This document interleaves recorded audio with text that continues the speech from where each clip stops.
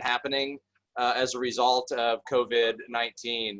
And, I think some of the big contributing factors for why we've been able to really rebound as well as we have, or move into the recovery phase as well as we have, is a lot due to the aggressive stance that we as a community took early on.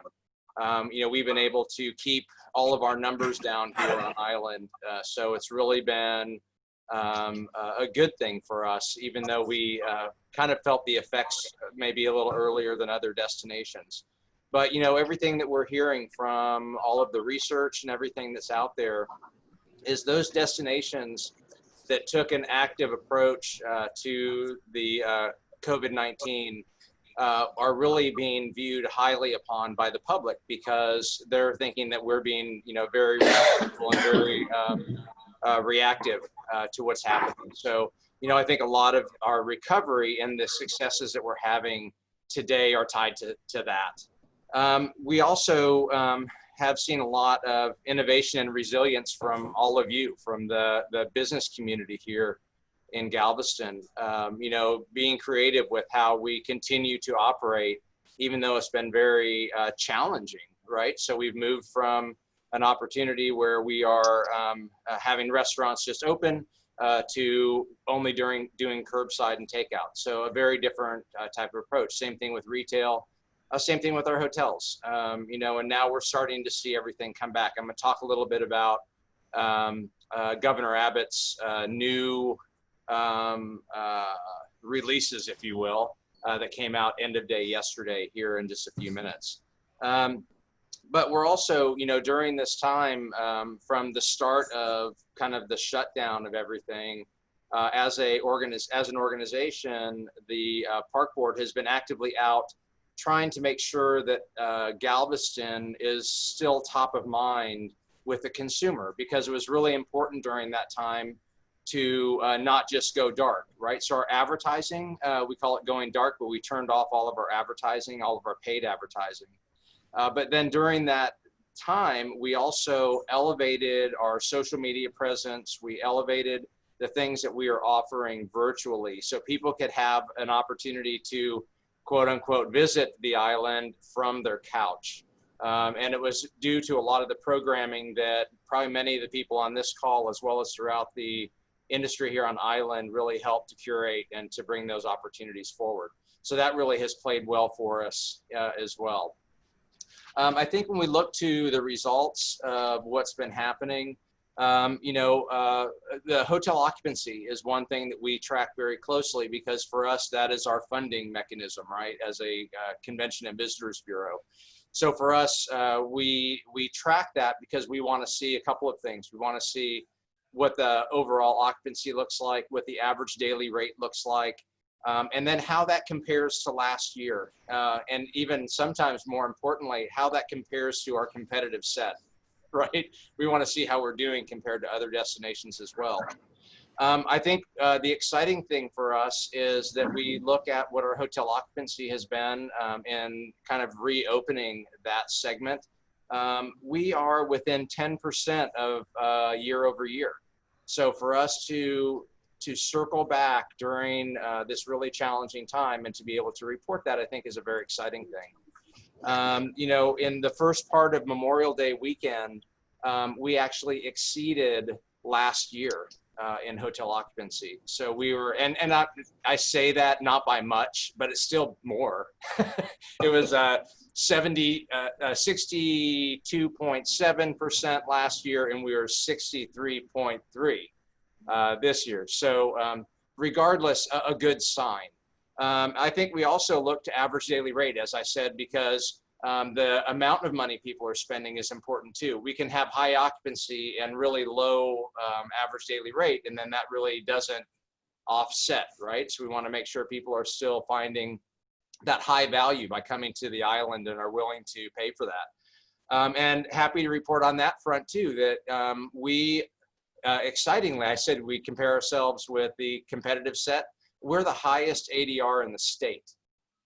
So we have the highest average daily rate in the state of Texas. We are, even with that though, just to kind of put a mark on it, is that still is $20 to $25 lower than we were last year. Now, we expected that coming into the recovery because it's just a matter of demand and supply, and sometimes we offer a little bit of a discount, if you will, and then it's kind of working then to bring those rates back up to where they were, and that's what we call part of that recovery. When we look at what the recovery time looks like. So great trajectory. We're really excited about where it's headed. And I think that we're seeing that across island. When we're talking with restaurateurs and with shop owners, with all segments in our lodging population. One exciting thing is we, as you all know, we have a great number of vacation rentals on island. And what the research is saying is that segment has the greatest potential to recover really strong. And kind of for obvious reasons, right? When you look at that vacation rental product, it's a place where people have control of their environment. It's not in large groups. So a lot of the elements that are tied to vacation rental are really in high demand. So that's going to be something that we're excited about. The other thing that really helps to drive the business to the island is the meetings market. And there's a lot of unknowns tied to that, as you can imagine. And it's getting better, right? And I'll share that with the update from the governor.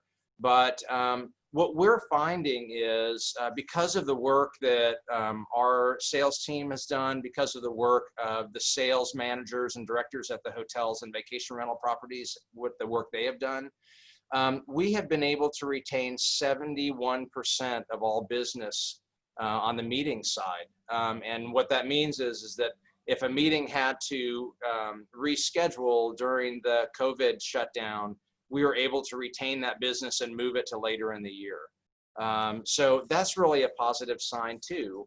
And the great thing about that, that's our midweek shoulder season business typically, that really helps to drive activity on the island across all segments. So exciting news with that.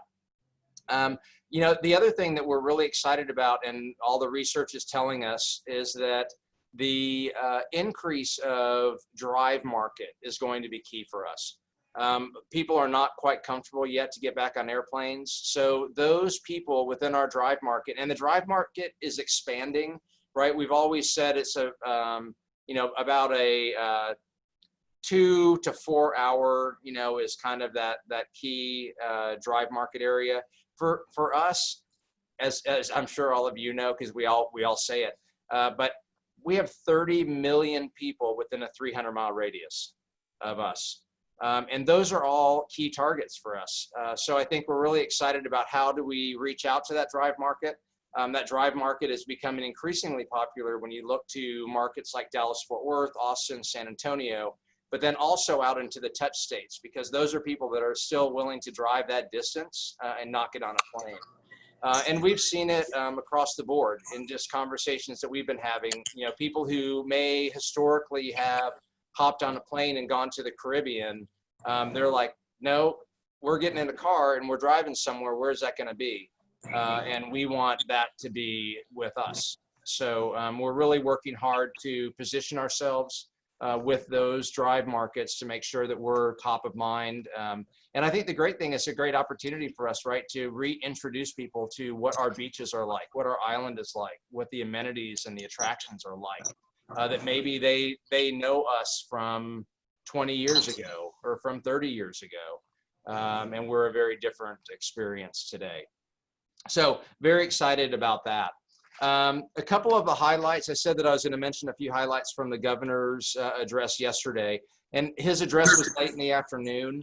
But a couple of the key things for us is we talked about that indoor meetings and kind of how that was going to start opening up again.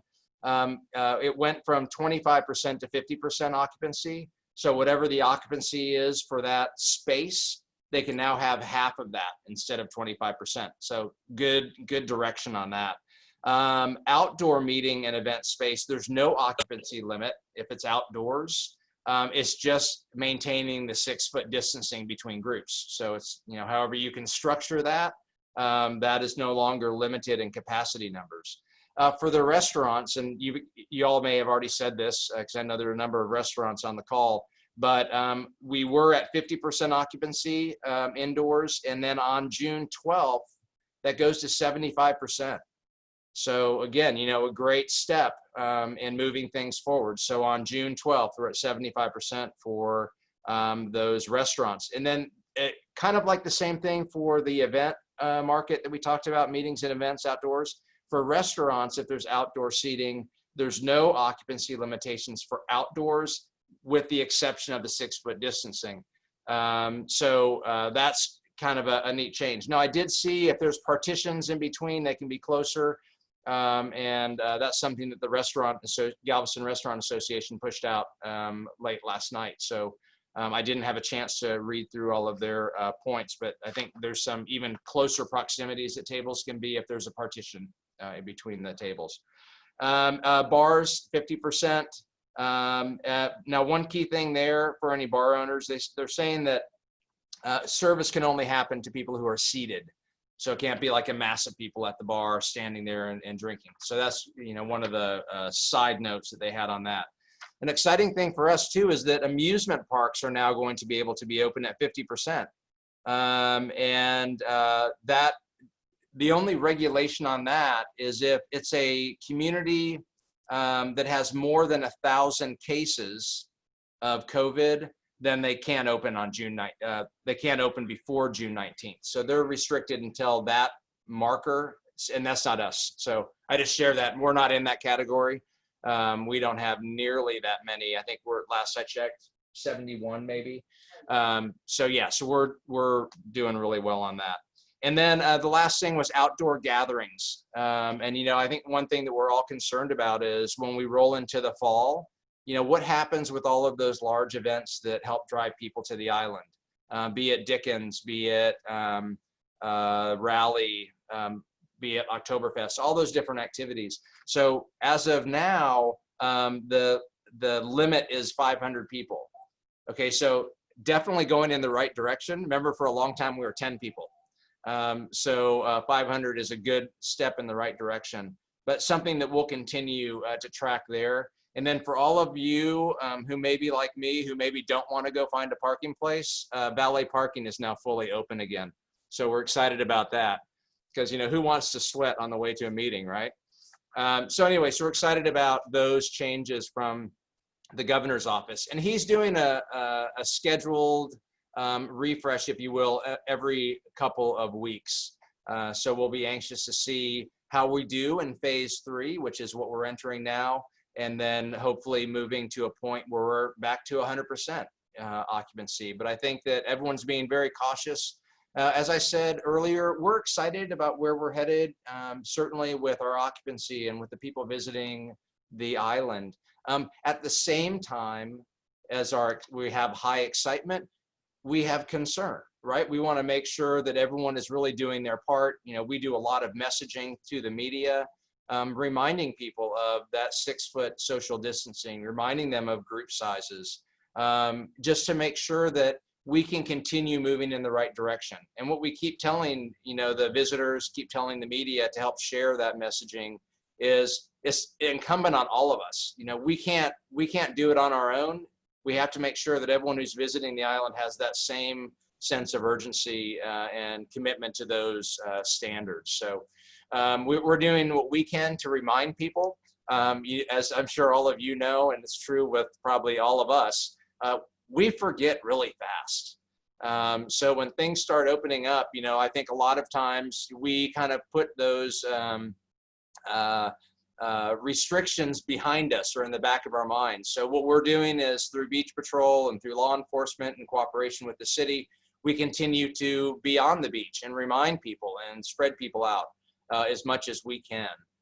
So, a lot of work being done on that front. We're also doing, I don't know if you've seen it, but on the weekends, we're in partnership with the city doing a banner that's pulled by the airplane along the beach. Says, 6 feet saves lives.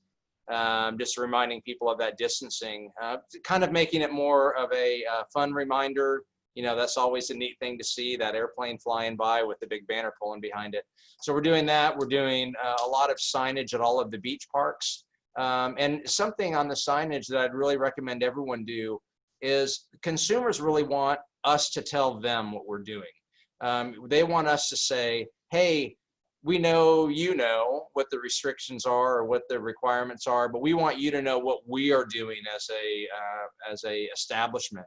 We're doing that, as I said, at all the beach parks. We're saying, here's how we're cleaning, here's what we're cleaning, here's how often we're cleaning it. In a poster that is posted somewhere where someone can walk up to it, read it very easily. It's not, the rules of the contest font. It's really big, so you can actually read it. So we encourage that. And we're working on a few really key documents for the island to where we can kind of develop or communicate what we are all doing. So we can, from a destination perspective, really make consumers feel comfortable with coming to the island, because we are doing so many things to keep them safe and to keep our residents safe all at the same time. So yeah, I will. That's a good idea. Yeah. So a couple of other things, we talked about that for the signage. The trash and debris, that's been floating around on the internet as far as what's happening on the beaches. I think an important thing is, again, kind of like reminding the public to do their part. It was really concerning, right? When you look at some of those pictures, looked like people just picked up their blanket and left their trash all the way around where they were sitting.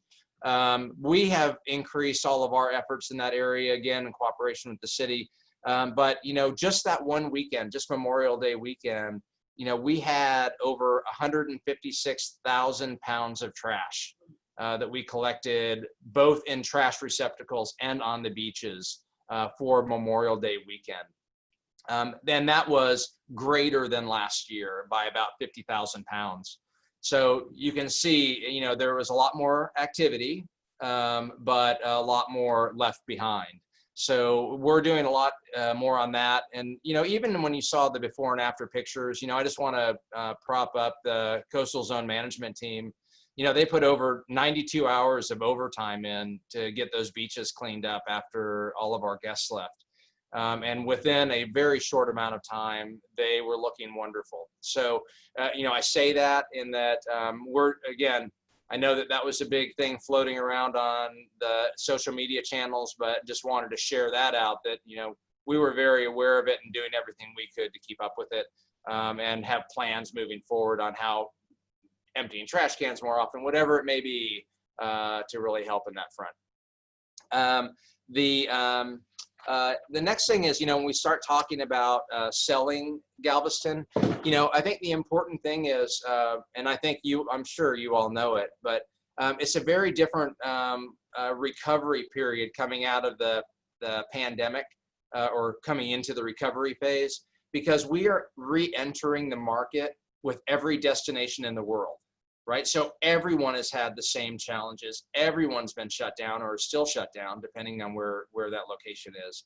So it was really important for us to make sure that we continued to be top of mind throughout that pandemic. So when we did start coming out, it wasn't like, oh yeah, remember us. It was like, well, we've been talking to you the whole time, and we were doing that through social media primarily. And I think for that, we also have developed a bridge campaign. We call it a bridge campaign because it's going to take us from where we are today, like through the end of summer. But a new advertising campaign that we're going to start later this week. That's really exciting. So it's very current. It still is very reflective of who and what we are, but it touches on all of the different segments of the industry here on the island. And really helps to promote that. But it's fun messaging, like even for the birding segment, I have one here with me. I don't know if I can show it. There. Well, okay, somewhere in there. Okay, I can't do it. But it's the campaign is, it's time to. So it's time to rejoin the flock. is what that ad was that I was trying to show you. So it's the pink flamingos, with the kind of like a birding angle. It's time to exhale. It's time to discover your inner buccaneer. So all these really fun taglines that we're pushing out to really encourage people to come and visit and experience all the different things we have on island. So we're excited about that. The CTA program, more important now more than ever, to have brand ambassadors around the island. So Certified Tourism Ambassador is what the CTA program is. And the exciting thing is we're working with Gina and her team is that we'll be rolling out an online version of that. So it's always been an in-class training and certification program. But the Experience Institute, who are the ones that create and curate that program worldwide, they are launching this new digital product. So we're very excited to be learning all the details of that, and then we'll share that out so we can start planning some training in that regard. And then, outside of that, I had a bunch of stuff on the economic impact. I think that probably everyone on this call truly understands what the impact is of the tourism industry here on the island. But last year in 2019, 7.3 million visitors here onto the island during the course of the year. So a really incredible number of people coming to spend their share of wallet with us. And what does that look like? As far as the growth in visitation, so the 7.3 was a 2% increase over 18. 18 was a 2.3% increase over 17, and 17 was an 8% increase. So we continue to see that growing, and it tied to a bunch of different things, tied to the different activities that we're promoting and having people come and experience. For a time there, it was tied to growth in cruise. So there's a lot of different elements that tie into that number. But, I think for us, it's exciting to see that number grow. Now, the biggest growth in 19 between day trip people and overnight people, the bigger growth, the growth was in the day trippers, if you will, the people who just come into the island for the day. So our opportunity there is to convert the day tripper into an overnight guest. So that's something that we continue to work on. And a lot of that is through our visitors that come over from Houston. A big chunk of those day trippers are coming over from Houston. So what are the different activities and attractions that we can promote to them to get them to make it a weekend experience or at least a one night? So that's something that we work always at, trying to convert the day tripper over into an overnight guest. Over 11,000 jobs on the island are tied to the tourism industry. So, that's about a little over 30%. Of the workforce. So that's really a great number. And visitor spending here on the island in 19, $883 million were spent here by tourists during the course of 19. Some of the exciting things about that is the tax, right? The tax revenue generated by that spend. It's the spend is important for the strength and vitality of the business owner, and then the tax is important for what the government here on the island can do with it. So when we look at the taxes generated by tourism, 49.7 million in 2019.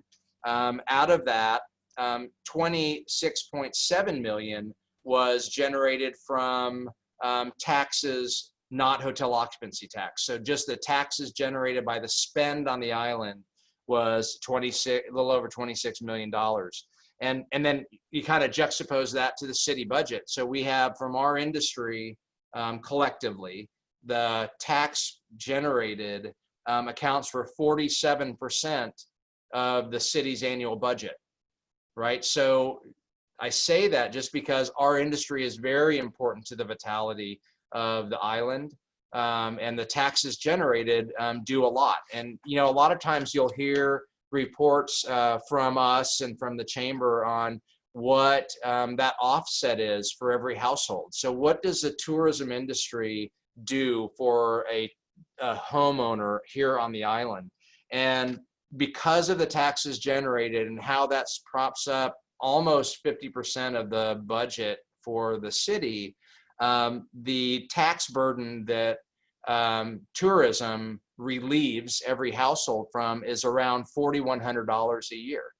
So, and what we mean by that is every household would pay an additional $4,100 in taxes to continue with all of the services and amenities they enjoy today from the city.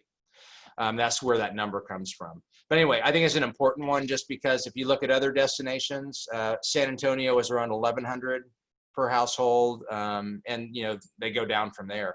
But that's a really strong number, and that is really tied to the number of visitors compared to the number of residents, right? So, so good numbers there. A couple last things just to wrap up, a little bit about where we're headed. When we look at industry research and what those high demand areas are going to be during this recovery phase, we've talked about a few of them, but one of the number one thing per the research, and this is not only Texas research, this is nationwide, the number one activity people are looking for is a beach experience. And the reason for that is they feel that there's wide open spaces, they can social distance, there's fresh air. So all of these elements that are really key. Probably some of that was driven through some of the data that was pushed out early on about salt air and some things that the medical environment was talking about, that was a good thing to be in that kind of environment. So beach activities and outdoor activities. So for us, obviously we have 32 miles of it. So very important for us to share that. But then all of the different outdoor activities that we have, be it birding, fishing, nature tourism. So we've got a lot of great things to offer on that front. But the great part about it is that is the initial draw, right? So that is how we get them here. And then the exciting thing is then we get to share with them all of the other things that they can do. And you'll really see that when we start rolling out the bridge campaign that, we do have some that tag onto the beach, but we also have a lot of things that tag onto all of the other segments that make us such a special place to visit. The other thing is drive market, and we mentioned that, right? So people are not looking to get on an airplane right now. Now it depends on the generation, right? I mean, I think the younger generation, they're like, yeah, where's the cheapest flight? I'm taking it. Not saying that I wouldn't do that. But I think that what we're seeing is a really huge increase in that drive market opportunity. And for us, as I said, 30 million people within 300-mile radius, great opportunity for us to reintroduce people to our product that maybe would have just hopped on a plane and gone somewhere else. So those are a couple of things that the research is telling us. Our speed to recovery, there's a lot of data and research out there that kind of speculates what will that time frame be from the start of COVID to getting us back to a point of occupancy and ADR that exceeds where we were, right? So I kind of shared with you where we were in terms of occupancy for right now. We think that the summer is going to be incredibly strong here because of, again, the drive market and the beaches being the initial draw, just because of what the research is telling us. We do have concern, obviously, for fall. We want to make sure that meetings don't drop off or there's any kind of extension on regulations that would prohibit any of those from happening. Again, from what we're seeing from the governor's report of yesterday, I see that as being a diminishing concern because people are starting to pick back up. Now, we will have some residual of that meetings challenge because you have companies who have had a huge hit to their budgets. So what can they afford to do as a company, even if they can travel and have the meeting? What is that reduction going to look like for them? So, I think our anticipation going into it is probably smaller meetings. So we're trying to work through those. The good thing for us is most of our meetings, just because of our size, are smaller meetings. So, I think that we've got some opportunity within that. As I said, the fall, okay, so back to full recovery. So research tells us it could be 3 to 4 years for us to be back to occupancy and ADR pre-COVID. Optimistically, with my my tourism hat on and my Pollyanna thoughts, I think we're going to get there much faster. But we have to be very cognizant of all of those potential roadblocks and things that could stop that from happening. But overall, our performance coming out of COVID has been very strong. So we're hopeful that we continue down that path, and we'll do everything that we can to make sure that we continue with that trajectory.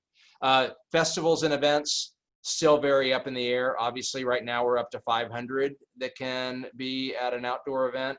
But I point to this also is we went from 10 to 500. So I think that path, if we continue down that path, that is going to become more and more of a good potential for those large events to happen. And again, the large events, it's only for a small period of time. It's for a weekend, it's for a couple of days.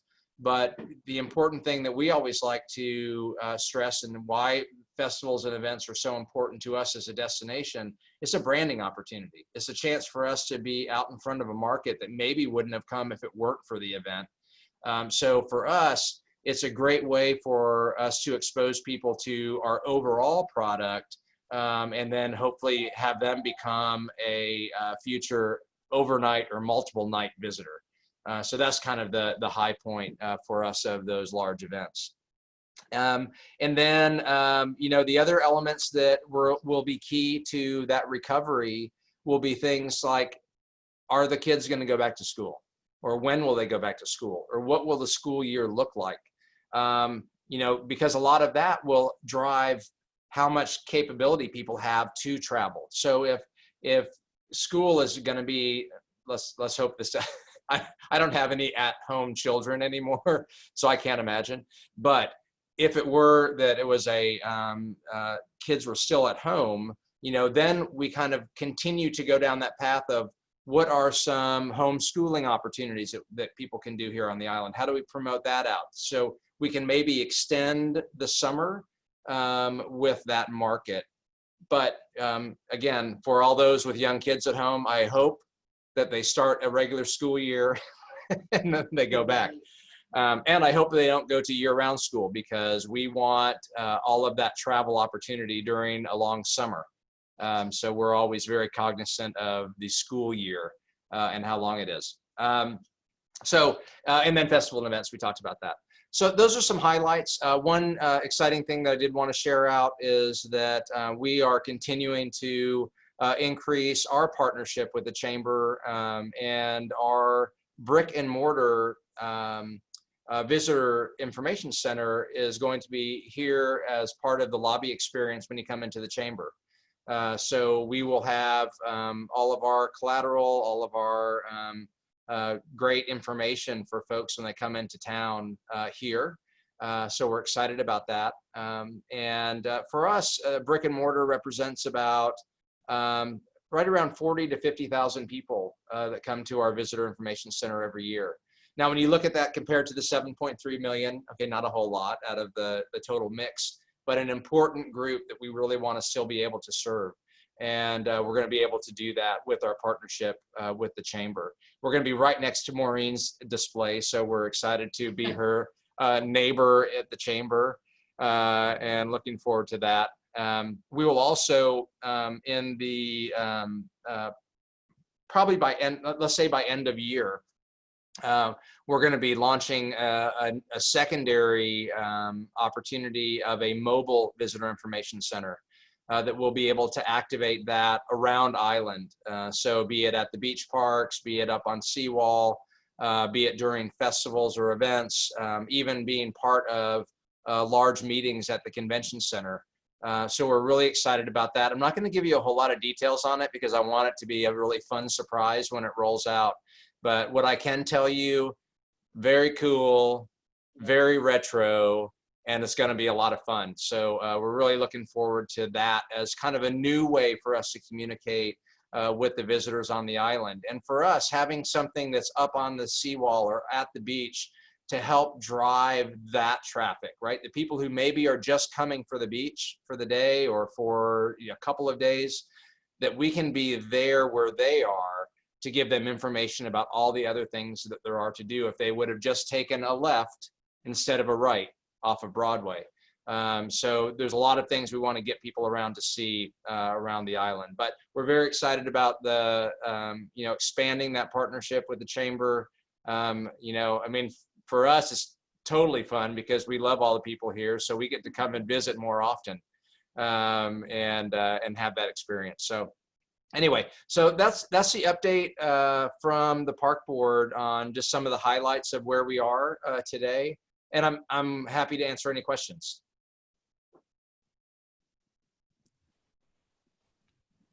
Or not.